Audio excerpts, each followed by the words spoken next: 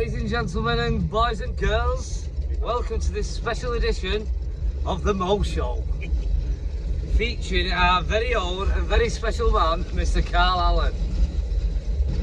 Good afternoon. I'm going to ask him a couple of questions about his career. Why? Trying to mow the grass. So far, so good. And we've got little Jack in the back. Give us a little wave, Jack. Good lad. So, first question is, at what age did you debut in your career?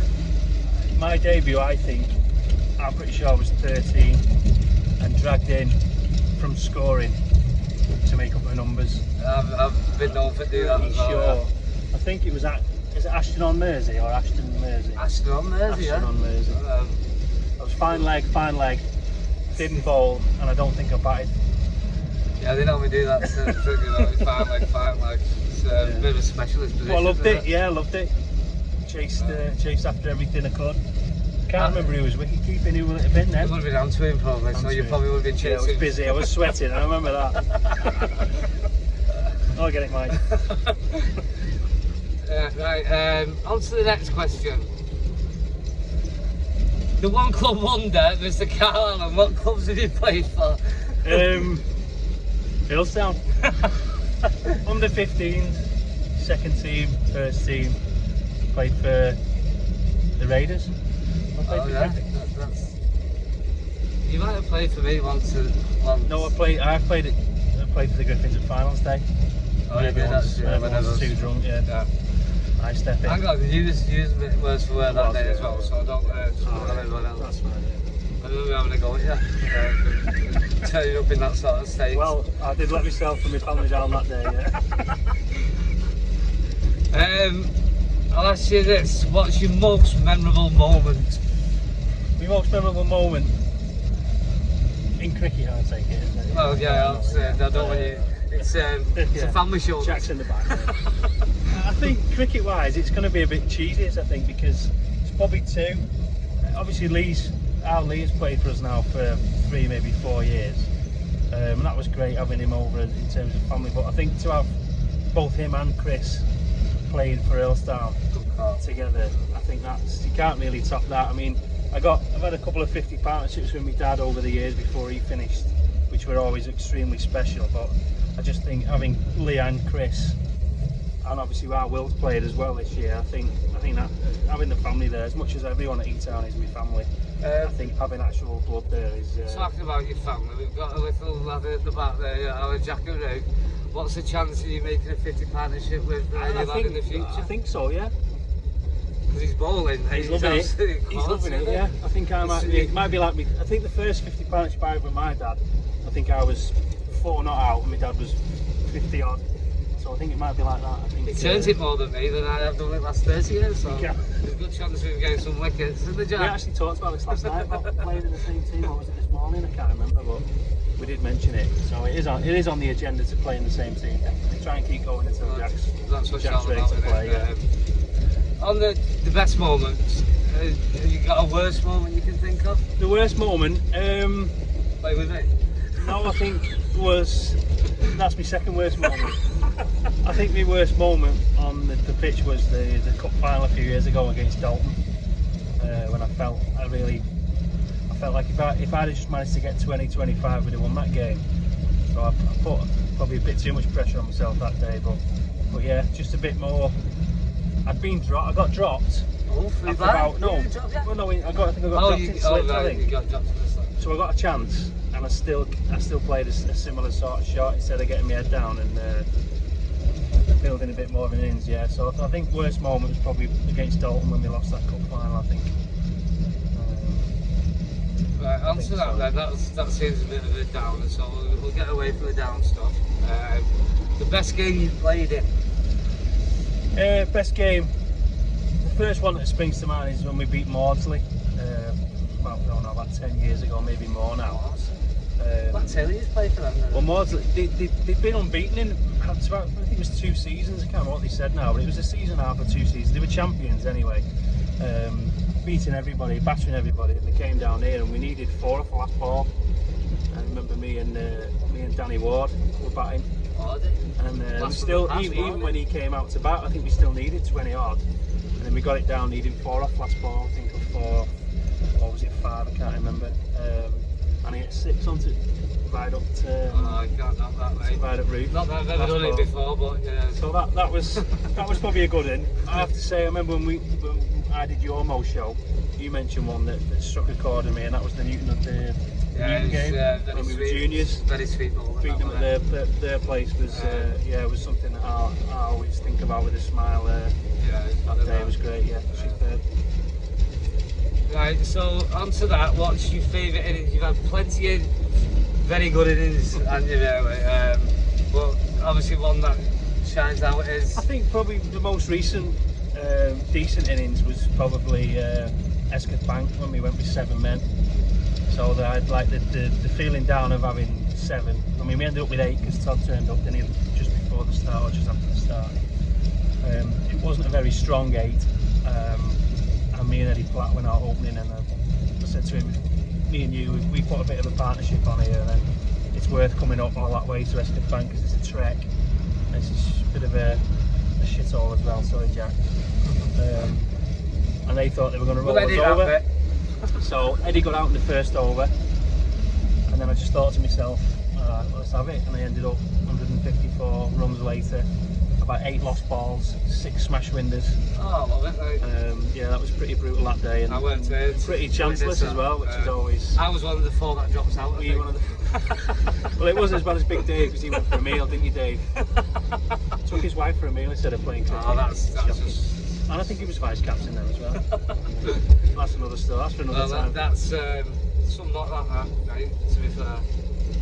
Right, we'll go on to the best captain you've played under.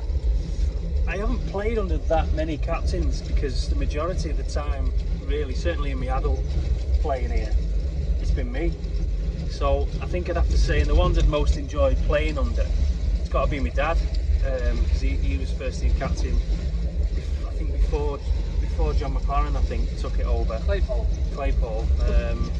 And I think I probably garnered a lot of my captaincy methods from my dad because, well, it was just about attacking cricket. We didn't want to play boring. You could still get a draw there. Attacking captain. And my dad always said, well, let's play good cricket and we'll get our rewards and whatever. So in terms of captaincy, cricketing brain, it's, for me, the person that I would want to turn to on a cricket pitch if things weren't going to plan is yourself. I've never professed to have the best cricketing brain. I'm more of an organiser. In terms of my captaincy is better in terms of sort of leading. That's what I like. Keeping lads. Sensibility. But in terms of cricketing brain, knowing where to put somebody or knowing a batsman's weakness or where best to put people in the order, I'd probably say I'd be looking at you to in that expertise that way. No problem. Is that the only thing you got me in? The only thing I think, yeah. Well, you're obviously not going to get me on the next question. Who's your favourite Dave? My favourite Dave, now this could cause lots of problems for me, but because I have asked people this question, I suppose I've got to answer it. I think I'm going to go with a non-cricketing reason. Oh, you've bottled it? Well, I'm going to go with Dave Shearer. Oh, I could call it. Because like non-cricketing. Because he's not a Man United fan. And all Man United fans should obviously be put in the bin or the boot, whichever. So yeah, I'm going to go. Plus, he's obviously, how can he not be anybody's favourite Dave? Well, we need him to do. And I need, he's helping me put the shed up tomorrow. So you've got to get him in somewhere. Love you, Shearer. Who's your favourite international player? Playing now, it's got to be Stokes. The way he plays the game, his mentality, attacking, but also he's gutsy, and if it's not going to plan, he'll roll his sleeves up. I used to love Graham Hick. Graham Hick was probably my first favourite player. Yeah. You like him? Yeah, I used to love Graham Hick. Yeah. He didn't really do it international level though, did he? No, he was a bit. Yeah, he smashed it, counted, didn't he? Counted, without a doubt. Excuse me, live TV for you. Yeah. But yeah, I think he's just going to let it ring as well. Yeah. Wrong number. It's in back pocket. Wrong number. So yeah, Hick was my favourite. I think right now it's got to be Stokes. We spent that Ashes that Ash's innings. I think he brings a lot. Everything done in his field and his mind, his bowling. He's always involved in the game. You won't mind him in your team to turn to, just chuck his ball out. Just as a fielder, just get him in there, not even bowling and batting, he'd make a big difference. Yeah. Still ringing. He's a good card, no, yeah. It's wrong number anyway, all day. What would your dream Earlstown tour destination be? Oh, I love a tour. Oh, you can't beat a tour. You mean you love a good drink? I love a good drink with my mates, where there's, especially when cheers.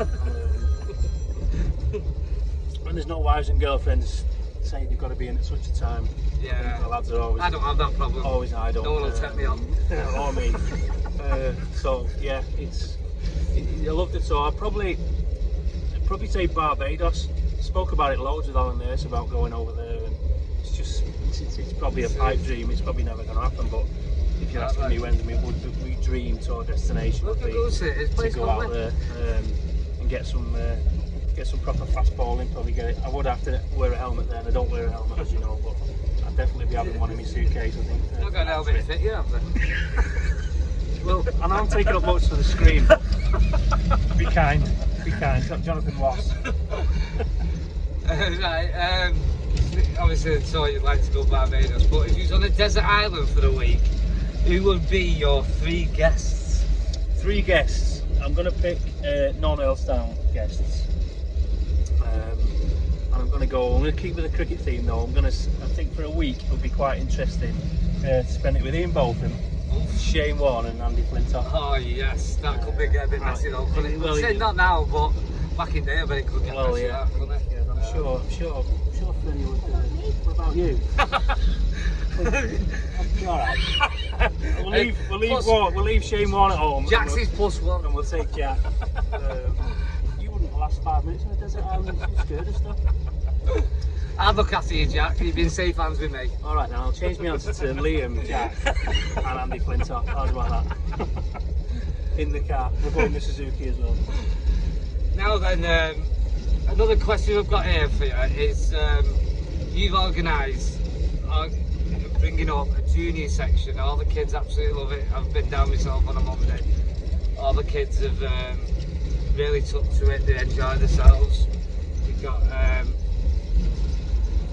how many kids have we got now here? 42 is it? 42 kids who are loving it.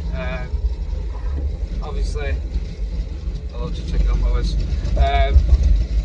But in the long run, what advice would you give our young cricketers, male and female, because we've got a lot of young girls who are playing well as well. Girls, yeah. So if anybody's watching this, get the kids down as well. But what advice would you give our young kids these days coming down playing I think cricket? it's the advice I try and give to even adults playing, and that's don't be worried about making a mistake. Don't be worried about getting out. If you get out, you're out. That's it. You know, don't dwell on it. So, yeah. I think I know I was one when I was younger for throwing my bat and getting upset, and I still do get upset when I get out. But I think the key is just the time it takes you to get off the pitch from getting out. I think that's the time you should really dwell on it. And then once you're off the pitch, it's done, and then you can be more positive about next week. Obviously, think about how you got out maybe or whatever. But you know, if you drop a catch, I dropped one on Saturday, which nearly was possibly going back to that earlier question about worst moment on a pitch. I could have been the worst. Dropping slug was a horrendous feeling, but I think it's different again for me because I'm captain. I always feel it more because I'm responsible for 10 other lads. But that's the advice I would like. I don't always follow it myself, but that's the advice I would like to give to somebody. Whether you're bowling, if you get it for 6 or you're not bowling particularly well, just keep going. Don't dwell on it. Just keep going and just trust your technique, trust your coaches, but get advice on why things aren't going well. But I think if they're not, just keep going. I absolutely agree with that, because like you're saying, we've got one of our young stars in the back of the old Suzuki here, so he's going to be one of the main men. Well, I hope so. You can't have a worse. His granddad's he's a bit of an oracle in terms of cricket, so we can't learn off him, and if I can't chip in with bits of advice in between, but just enjoy it. Don't worry about getting out, don't worry about dropping catches or whatever, just enjoy it and just don't dwell on the negative stuff, just go out and play. I think That's the best advice I'd give, I think. Don't drink too much. See, that's really like, I taught him that when I was young. Just before we end the Mow Show with this special edition of the great Carl Allen, the captain, the main man, do you want to, all the viewers, do you want to send a message to them if anybody wants to come down and yeah, well, second team next year, which has always been a dream of mine, to get the second team back. Ever since that folded, that was heartbreaking to think that we lost that team. Yeah, we need 2 teams. We definitely need 2 teams. The growth of us lately, especially like with the LMS and the midweek stuff, I think, yeah, get down. We're a good group. There's no airs of graces. There's nobody's better than anybody else in terms of anything. You just, whoever you are, however good you are at cricket, it doesn't really matter how good you are at cricket. If you come down and get involved, then yeah, this is the place to be. Hopefully we can push on with the kids next year and create it'll be under 13s next year, 2022 under 13s hopefully. Obviously Jack will get plenty of cricket in that, and some of the other boys and girls that we've got, but yeah, get down. No other place. I am a one club man. If God forbid anything happened to this place, I don't think I'd play cricket anymore. I'd just sit outside remembering. To be fair, I'll be sat outside. It's the only place I'm allowed in, so that's a deal. At least we have someone to talk to.